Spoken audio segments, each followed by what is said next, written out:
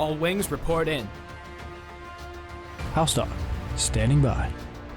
Mother Goose, standing by. Lowtech Tuck, standing by. Lock S foils in attack position. Animal Squadron ready for battle.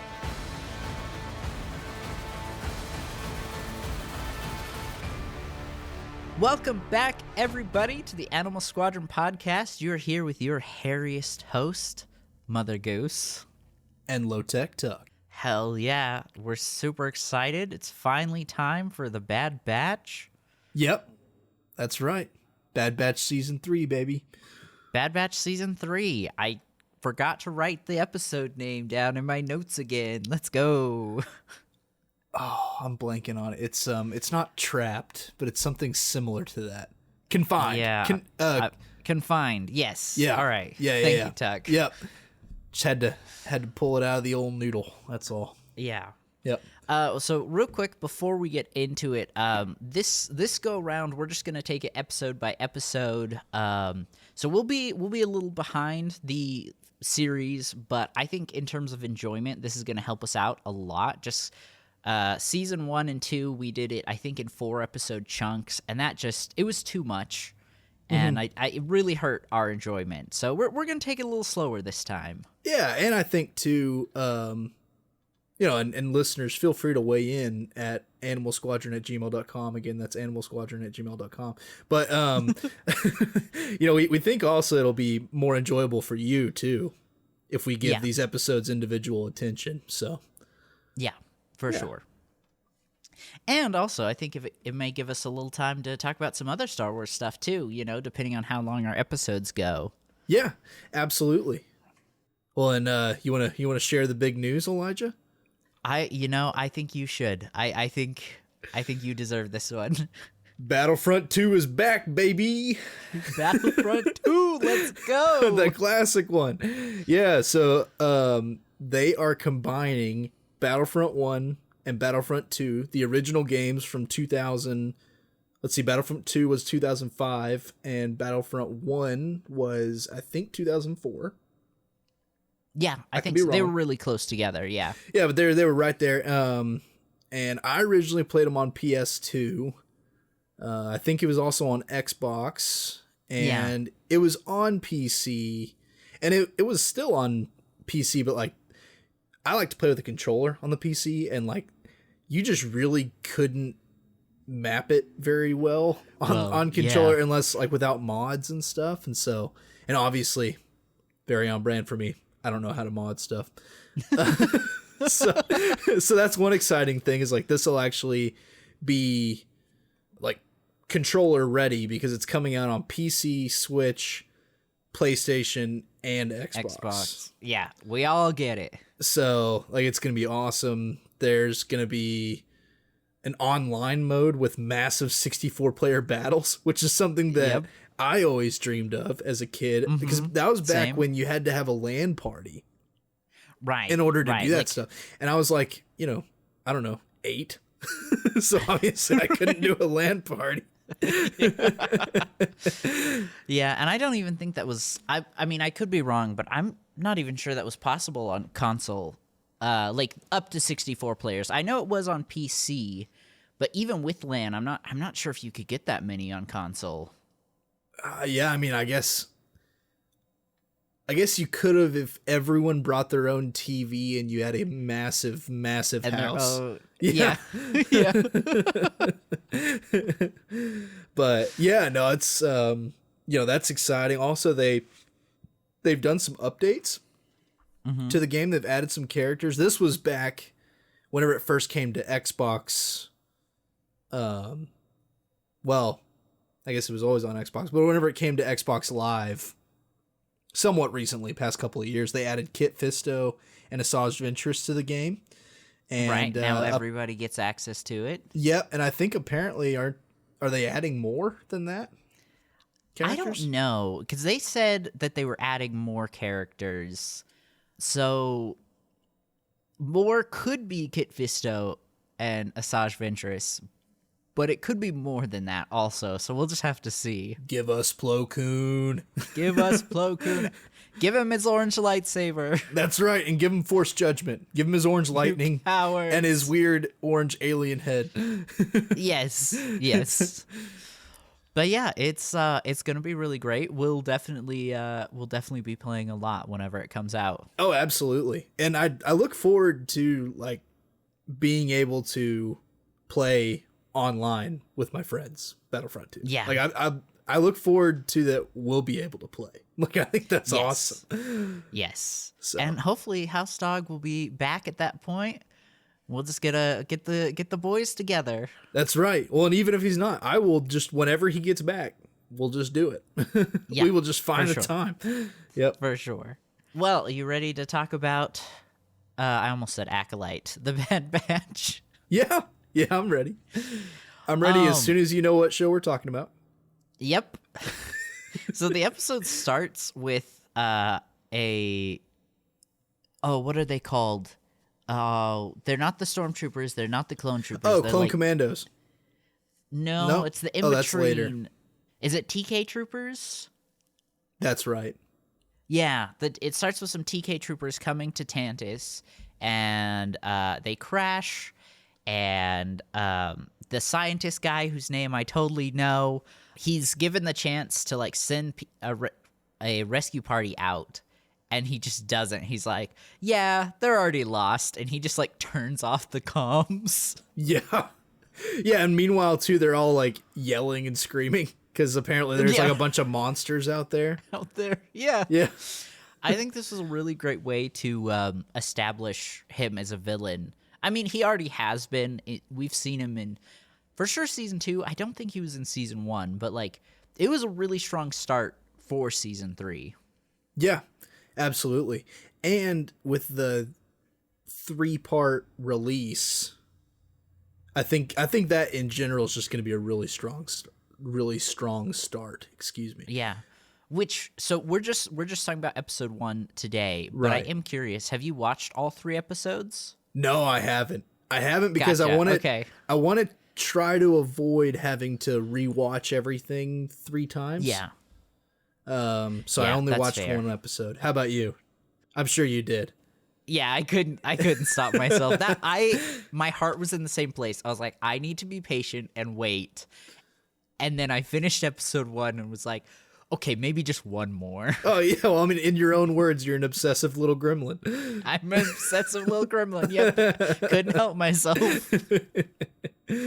Let's see. I don't have a lot of notes. I have 1, 2, 3, 4, 5, 6. I have 7 notes. I was more so just like trying to take it in as much as possible instead of, analyzing. Yeah, me too. And also, just being episode 1, I was sure that it was going to be mostly building to other stuff. So Yeah. yeah, and I mean, we'll talk about this later, but it's not like anything just super groundbreaking happens in this episode. Like I think it's kind of, it's all set up, but it's good setup. Right. It's good setup. Which I think it will be okay to talk about here. This is an Omega episode. Yeah. How did you feel? How did you feel about it? I like her significantly more than I did originally. Me too. Yeah. Yeah, she's grown up a lot, and her character's a lot less annoying.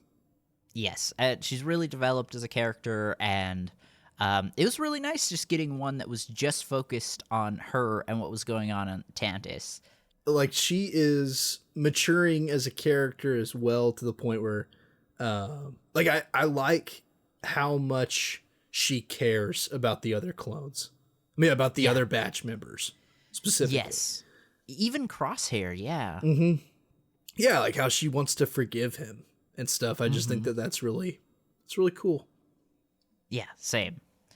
Okay, so something I found really interesting, just in the starting section, they're walking around, and we see other people with the exact same hair color as the other female clone, whose name I totally know. And some of them were male, but there were a couple, at least one that I saw, that was also female, had the exact same color hair, had the exact same hairstyle, and, like, they were shot kind of like they were never in focus. They were always to the side.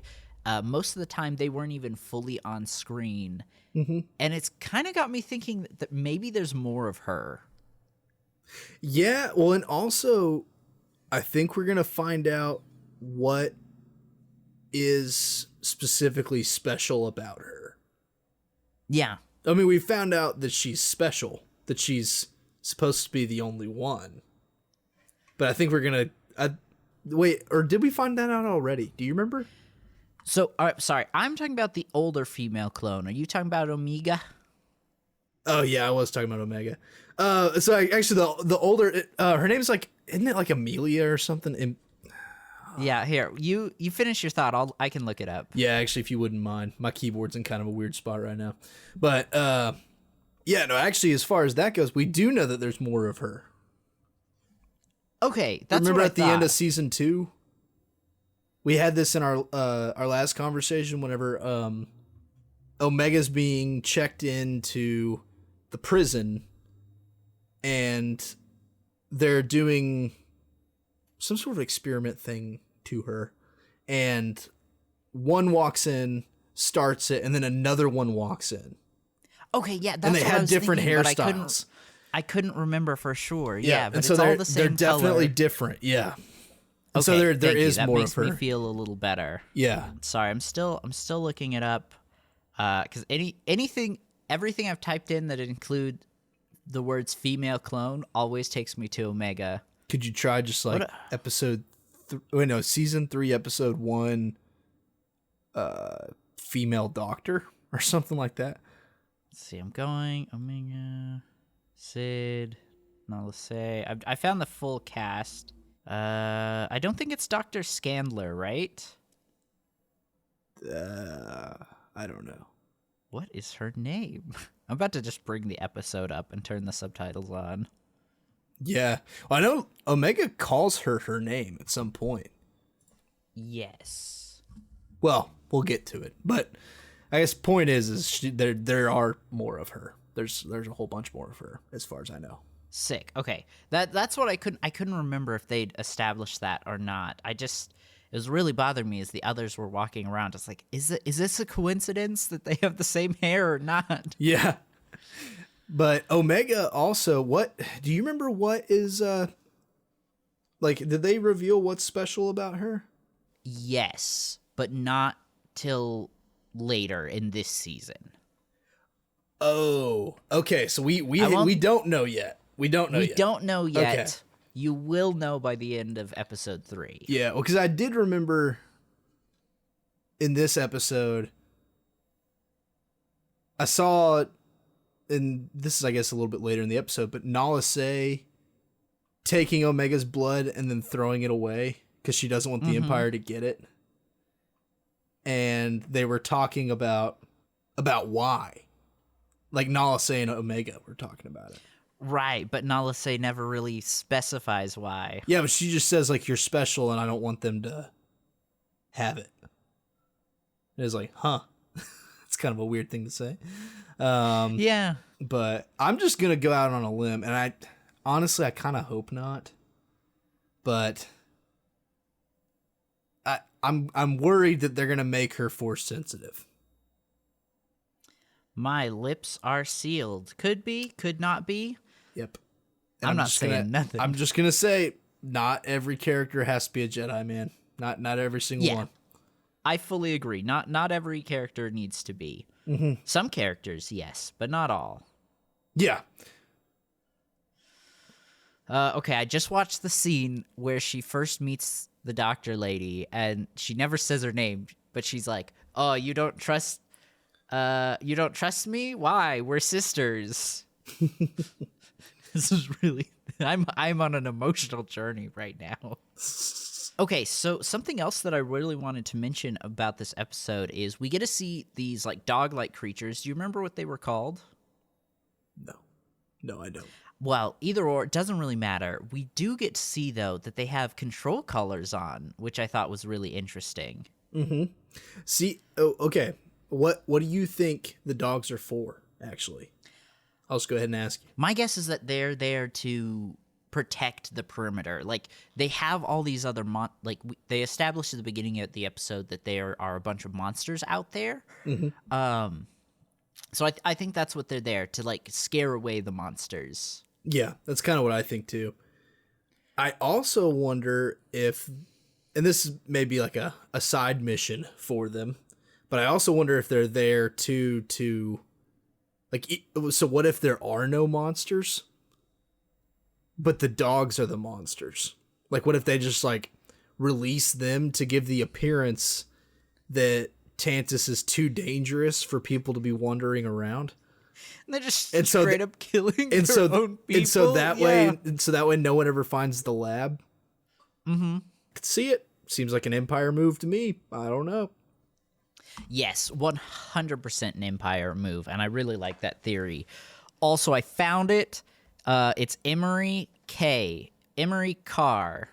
Emery Carr. That was way too hard. Yeah, dude, that took forever. Also, I really hope you keep it in. Like, I am. Oh, good, yeah. Yeah. I want everyone to know how pathetic we are.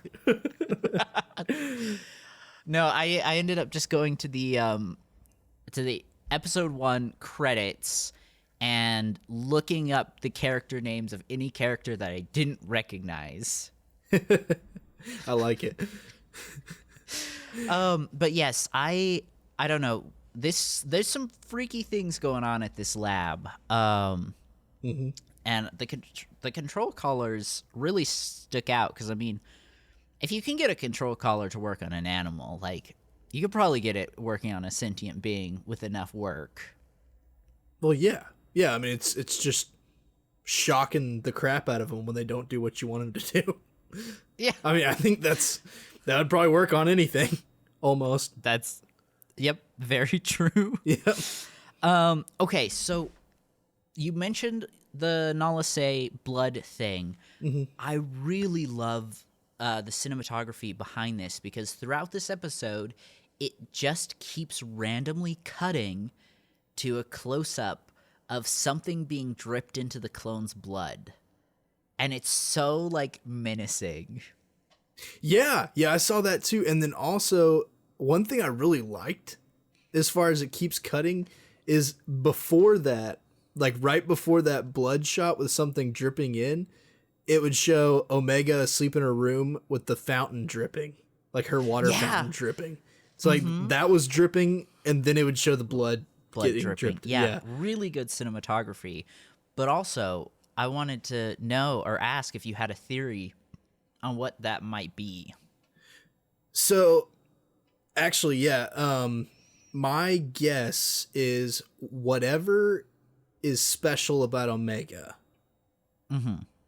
is what is being dripped into there, or what the Empire thinks is being dripped into there. Because Nala Se has to take Omega's blood for some reason. Right. She's throwing it away, so I'm guessing she's replacing it with something. But the Empire, I think their design of that thing is that Omega's blood would be dripped into blood for more clones and give them whatever special thing. That but Nala Se's transfer. Well, no, I mean like for new, no, they aren't making new clones. Yeah, so I guess for transfer purposes, I don't know. Yeah. And the reason I think that is because the water fountain dripping and then going to blood drip. I think the water fountain represents Omega. Like, it's not just the I don't think it's just the passage of time, because it was always like it dripping and she would be sleeping right there, and then it would cut to the blood and something being dripped into the blood. Okay. So I think the water fountain represents her, and so therefore whatever's being dripped into the blood has to do with Omega. I'm just not totally sure what it is. Gotcha. Nice. Okay. What about you? I'm not saying nothing. Okay.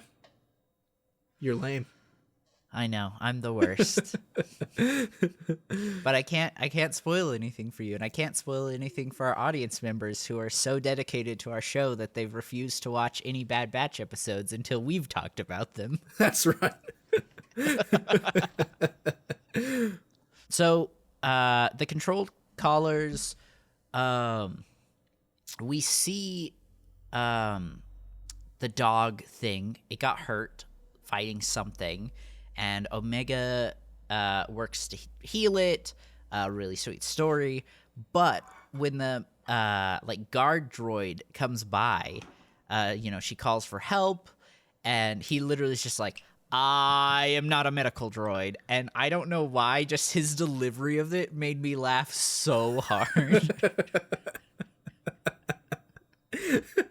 I don't really understand why that would. But is it just because he goes yeah, just the elongated I don't know, it really got me more than it should have. Yeah, really. I mean, so I have another note that I like that the episode was based on Omega, and that's pretty much all I have written down. Yeah, I guess real quick, we should talk about her and Crosshair. Oh yeah, because she wants to escape together. Yeah, and Crosshair has totally given up, and based on what he said too, he said basically, leave me. I don't deserve to escape. Right. He deserves to people be there. he said. I think he said people like me belong in here, not you. Yeah. Right. Yeah, and so I don't know. I'm not sure what's gonna happen, but I have a feeling that she's gonna get rescued, and then she's not gonna leave without Crosshair, or they're gonna go back for Crosshair. Yeah. That's kind of what I'm thinking. Could be another sacrifice. Maybe. He redeems himself by getting her out. Ooh, man. And then it'd be him and Tech are dead. Ooh, that'd be sad. That'd be very sad. It would be very, very sad. Yep, I'm trying to trust that that's not actually what's going to happen, and you're just saying that to rub it in my face. I don't know. We'll see. I'm trying to trust that that's innocent. Something else that I noticed, I think this was at the very end of the episode. Somebody mentions the words M count. Yes, yeah, that's during the it's after Nala say she doesn't get caught, but the doctor guy goes in there and she realizes that she's on thin ice. Mm-hmm. Pretty much because he says basically that he threatens her, and so she starts to kind of realize what's going on, and then I believe Emery is there as well, and she's the one who has the M count line. Yeah. Which that's also kind of what made me think man, I hope Omega's not force sensitive. Right. Or if they do it, at least make it cool. Don't just make it cool. Don't just do obligatory Jedi, please. Right. Well, I mean, best case scenario, she doesn't make it to the sequel trilogy, so yeah, that's a good point. Or as far as we know. There's still that whole Ahsoka Jedi Order that I'm hoping they're gonna just say was there the whole time, but doing something else. That'd be pretty cool. Is this the episode where the Doctor kind of threatens Omega? Yes. Okay. I just want to double check. Yeah, he does. Saying... But he's threatening Nala Se. Or no, he's threatening Omega with Nala Se. He's like, I'll kill Nala Se, basically. Or wait, I have that backwards? I have it backwards. He threatened Nala Se with Omega. Yeah. And then he threatened Omega with Crosshair. That's right. Yeah. He's like, and doesn't he say something? He's like, well, why do you think I keep him around? It's to keep you under control. You're like, oh. Right. Yeah. Again, just another really good villain moment from this guy. Yeah. A couple other things. We do get to see a lot of Republic commandos. A lot of them. Yeah, we do. All throughout the episode. I wouldn't be surprised if this is just all of them. Good old Palps was just like, hey, this place is important. We're sending all of our best soldiers. I could believe it. Now, on the other hand, I think that there's a good chance that either Palpatine or Vader has their own, private assassin squad of clone commandos. Or at least did at one point. But yeah. Yeah, I could see that. But I could see especially, this like, being most of them anyway. Yeah, because I don't think there were many. I don't think there were that many in like ever, and then a lot of them died over the course of the war. So, yeah, it also really makes me sad that we didn't get to see more of them in the Clone Wars. Yeah. Yeah, I still really, really hope for a gritty Clone Commando TV show or movie. Yeah, I think that would be sweet. sick. Yeah. Yep. I'm trying to think what else we have in this episode. It was very, like you mentioned at the beginning, it was setting up the season, so nothing too crazy, but we got some good stuff. Yeah, it's exciting. It's very exciting. I'm can't wait to see what happens. I also can't wait to see how Ventress plays into this. If they decide to do the Dark Disciple thing, or if they're doing something else, or Yeah. I'd love to know. Also, is Quinlan there? I don't know. That would be sick. I mean, can't do Dark Disciple without Quinlan. Yeah, no, that's true. That's true. So it's gonna be cool. Yeah, for sure. Did you have anything else on this episode? Not really, to be honest. That's okay. Yeah, I mean, it was only what, like, was it 30 minutes?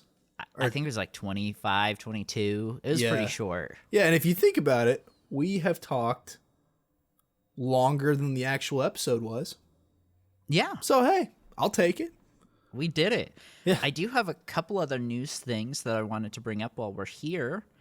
It got announced that we're getting a Star Wars Mandalorian video game from Respawn. Yep. Yeah, I heard about that. That should be absolutely amazing. I mean, they've done so good with the Jedi games. I'm really looking forward to this. Yeah, do you think that it'll be the Mandalorian or a Mandalorian? I'm gonna guess it's gonna be a Mandalorian. Yeah, me too. Or if it is Din, I think it might be pre Disney Plus series, if that makes sense. Yeah. Yeah, honestly, my hope would be that it was because do you remember the Jango Fett game? Yeah. Yeah. Like, I'd love to see something like that. Like, it's like, you know, not early Mandalorian, but like when they were successful, like pre-Clone Wars Mandalorians. I think that'd be cool. Yeah. Yeah. Oh, actually, I wasn't even thinking pre Clone Wars, because, like, yeah, we could get stuff like Jango Fett, or we could go like old school Mandalorian, like when they had the like kind of funky, weird armor before they fought the Jedi and had to like switch up their whole gear set. Yeah. Yeah, that'd be kind of cool. I doubt they'd go that far back, but they have the choice. Yeah. I mean, I'd also be fine too with just slightly pre-episode 1. Yeah. Or like during episode 1, or, you know. Hear me out. It's not Din, it's Grogu. The whole game. Or also you could do like a Halo Reach style, and I'm saying Halo Reach style specifically for one reason here. But your Death Watch, and then the final boss is Ahsoka. She just murks you. Just murks your whole squad of 17-year-old girl. Yep. Or, you know what else could be really cool? What is their purge called? Was it a Night of 1,000 Tears? Yeah. Yeah, that would be a Halo Reach style game like that, but it's the Mandalorians versus the Empire. That would just be emotional, dude. That'd be crazy. That would, yeah. I thought that's when you said Halo Reach, that's why I started laughing so much, because I thought that's the direction you were gonna go. I was like, oh. I was just saying, I think it'd be funny if just like at the very end, you just like, you know, you think you won, and then all of a sudden just like the enemy bar comes out, and you're like, uh-oh, and it says Ahsoka Tano. And you just see blue lightsabers and this little girl standing there. You're like, oh man. Yeah. And then like there could be like one of the characters be like, it's just a child, we got this. They did not in fact have it. Just a little bit of irony. Yep. Or they could even like even a sequel trilogy era film, or not film, but game, would be interesting, because we know nothing about the Mandalorians during the sequel trilogy era, as far as I'm aware. Yeah, that's true. That'd be cool. Yeah. Also, one like that starts at the Night of 1,000 Tears and then goes through like those kind of quote unquote dark times between that and the show The Mandalorian. So like that'd be kind of interesting. I just realized, so we've seen, like, Star Wars media has shown us over and over again the Order 66, and, you know, it's gonna switch to the Night of 1,000 Tears, isn't it? We're gonna get like 4 or 5 pieces of media that all tell that story. Maybe it's just something else to cry about. Yep. Thanks, right? Disney. And then last little bit is, I believe today, as in the day that we're recording, it just came out that the Acolytes series got its release date, June 5th, 2024. Oh, sweet. Yeah. So they're doing that before Skeleton Crew. I think so. Unless for some reason they'll decide to have we gotten a Skeleton Crew release date yet? I mean, I live under a rock, but I haven't heard anything. Gotcha. So I mean, there's a chance that maybe, but I honestly, with as many issues as it sounds like they're having with Skeleton Crew, I wouldn't be surprised if Acolyte came out first. Yeah, if that's like our fall or gets pushed series this year. Yeah, I can believe it. Well, that's all, folks. Thanks for listening. We really do appreciate it. If you want to be a part of this conversation, you can email us at animalsquadron@gmail.com. Again, that is animalsquadron@gmail.com. If you're listening on Spotify, the question of the week will be just what you thought about The Bad Batch Season 3, Episode 1. And I think I'm going to do a poll just asking if you guys are picking up the Battlefront remaster. And if you're listening somewhere where you can leave us a review, we'd really appreciate that. Helps us out a ton. For the Animal Squadron, this has been Mother Goose. And Lowtech Tug. Goodbye, everybody! Adios!